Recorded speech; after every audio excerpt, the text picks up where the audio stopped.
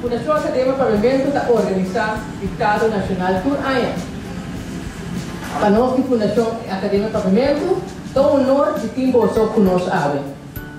Bom dia, na jefe interino de escola, Papito Thomas, aluno da escola primária, membro da imprensa, membro da diretiva de Academia Pavimento, maior, tudo presente. Havia um grande dia. A Fundação Academia Pavimento há 12 anos de existência.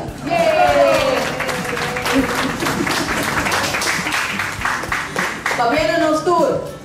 E danke na tour por apoiar confiança dentro da Fundação desde os últimos 12 anos. E também rapidamente na ordem do dia, kuta introduzir senhora Geraldine Damas, que também tem uma boa instrução tocante de ditado e também lesa o ditado para você. Kuboso, senhora Damas, e éxito! Ok, a mim também lesa o ditado para você.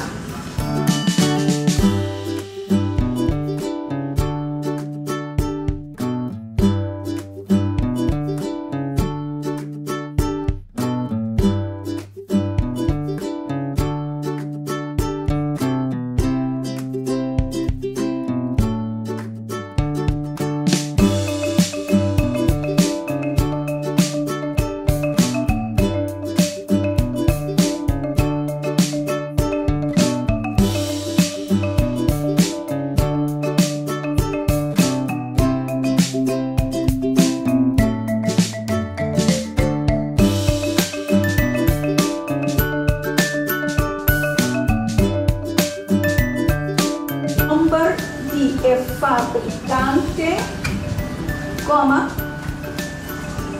e palavra não, classe C, e et.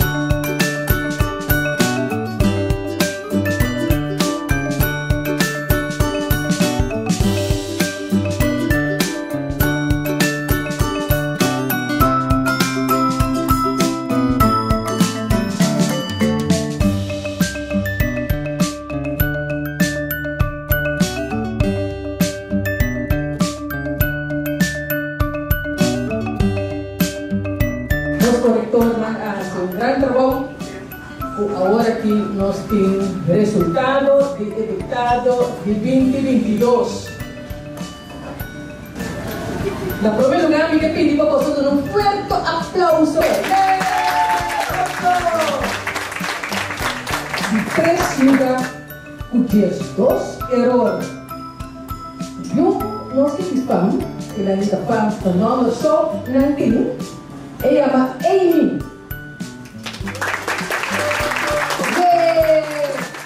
También Amy está de Pelicán. En segundo lugar, con 9 pautas, Mayra. Mayra también está de Pelicán. Entonces, ¿cómo está pasando ahí pasando acá? Elisha. Por amplio para poner. Elisha está ganador absoluto. El 34